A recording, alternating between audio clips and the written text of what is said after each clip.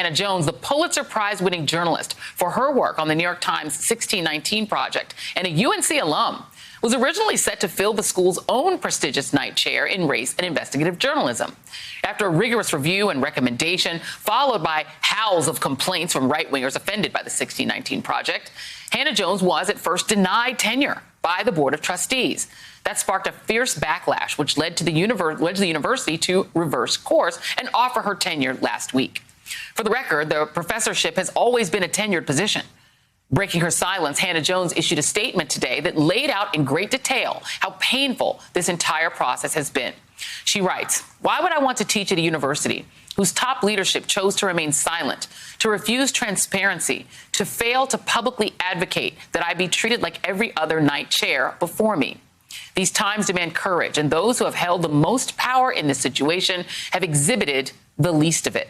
The burden of working for racial justice is laid on the very people bearing the brunt of the injustice and not the powerful people who maintain it. I say to you, I refuse." And joining me now is the brand new inaugural Knight Chair in Race and Reporting at Howard University, Nikole Hannah-Jones, and incoming Sterling Brown Chair in the Department of English at Howard University, Ta-Nehisi Coates. I am so jealous that I'm no longer teaching this semester. I finished my semester last year just in the nick of time at Howard.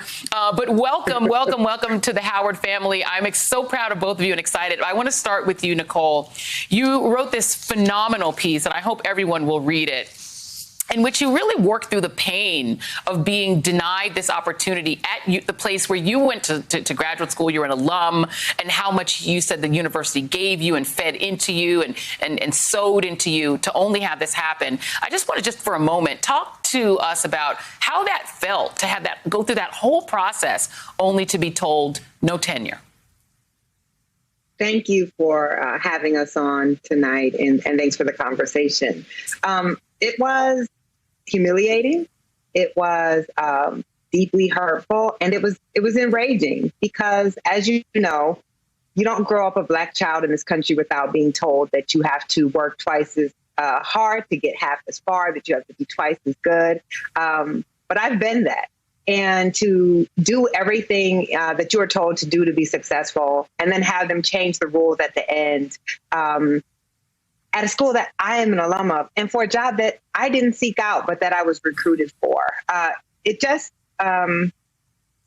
confirmed, my life's work, everything that Ta-Nehisi and I write about how Black people are treated in this country, and how even if you follow all of their rules, in the end, it's not going to guarantee that you'll be treated fairly. And that's why I fought this. That's why I demanded the vote. And that's why I ultimately made the decision to walk away. And, the thing is that we're kind of taught, and you talked about this a little bit as well, those of us who went to, PWIs and not to HBCUs undergrad, you have in your head growing up that, the pinnacle is to go to fill in the blanks, the school of your dreams, Harvard, Yale, whatever school it is.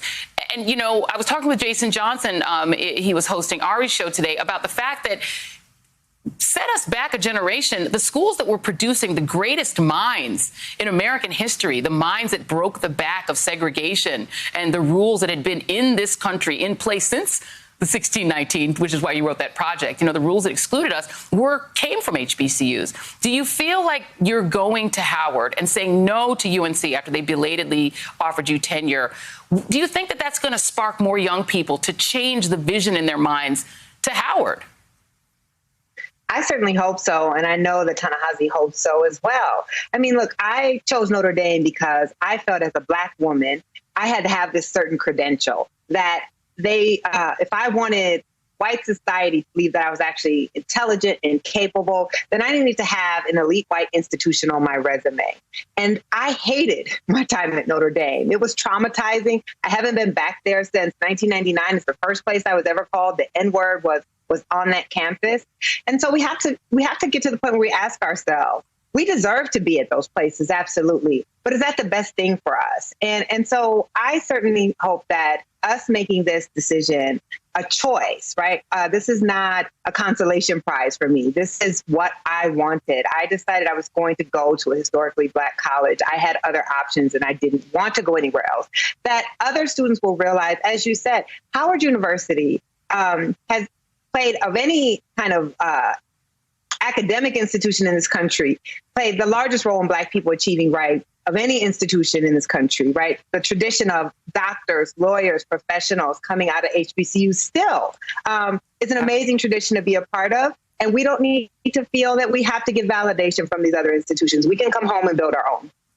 Yeah, and Ta-Nehisi, I have to bring you in here, and I want to thank you because I know you don't do a ton of TV, so I'm very honored to get to talk to you tonight. I feel like Can you tell about my lighting? We're gonna work on that. We're gonna send you a ring light. You got a great new job, so we're gonna get you a ring light. Do something here. We're gonna hook you up. I feel like I'm talking to the T'Challa and Okoye of academia right now. So Wakanda forever.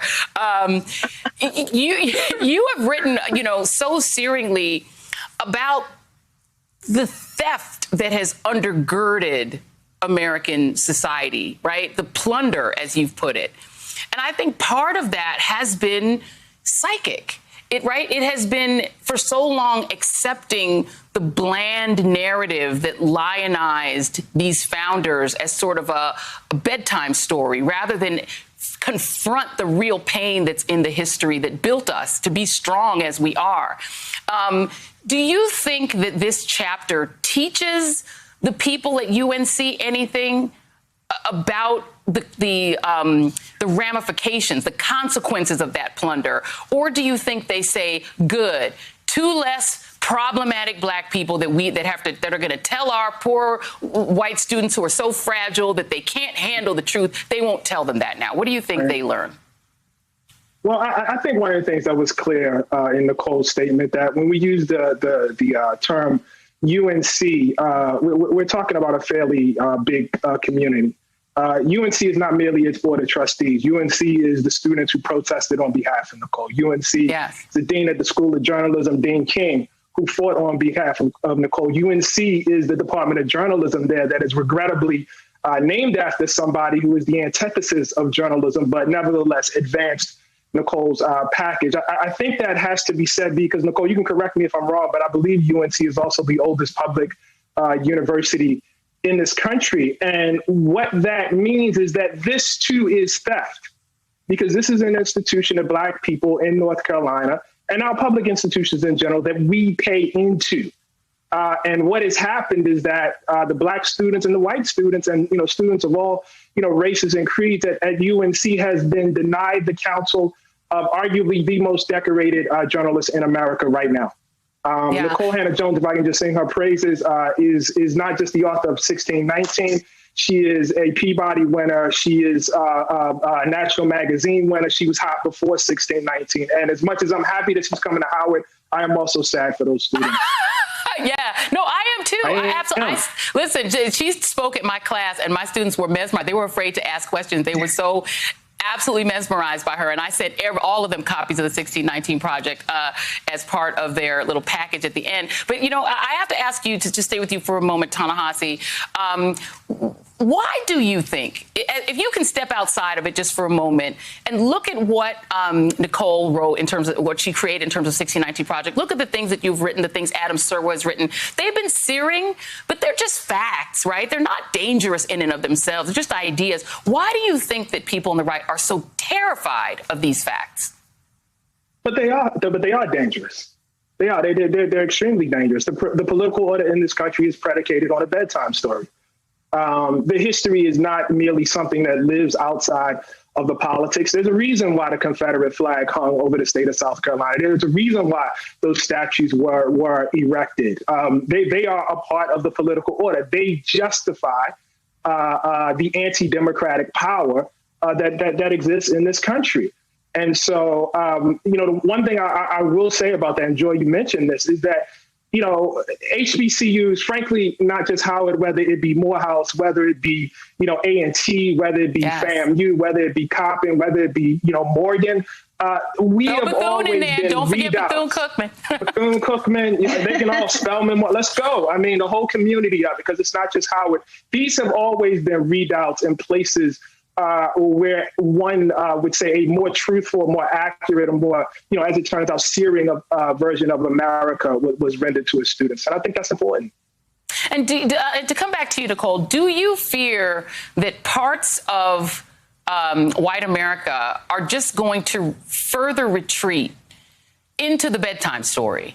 That this rejection of true history, we're seeing it in Texas where they're banning book events because they just don't want to hear the real story of the Alamo. Just give us the bedtime story.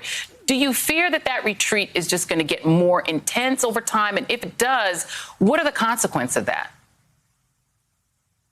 Absolutely. I mean, I've said that the same places that are trying to ban the teaching of critical race theory, that are trying to ban the 1619 Project, which is actually, they're just trying to ban the teaching of the true racist history of this country. Those are the same places that are introducing and passing laws to restrict the vote, right? Those are places that are trying to ensure minority rule and that the people who the majority are supporting cannot actually have control of the politics of state. So these things are going hand in hand. And that's why when Ta-Nehisi says that ideas are dangerous, we know there's a reason Black people during slavery were not allowed to read, right? There's a reason why there were prohibitions during slavery on abolitionist literature, because ideas change action. And the way that you sustain an unequal society is by making us think that this is an equal society. And so if you don't succeed, it's because you haven't tried enough.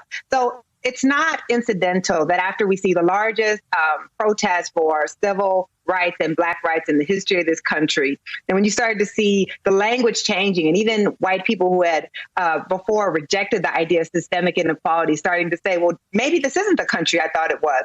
That is then why you see this backlash to say, actually, no. Yeah. If you learn that history, they're saying you're bad white people. They're saying that you are evil and we can't teach this to you. So none of this is incidental. And it is. It's very dangerous. We've seen this before.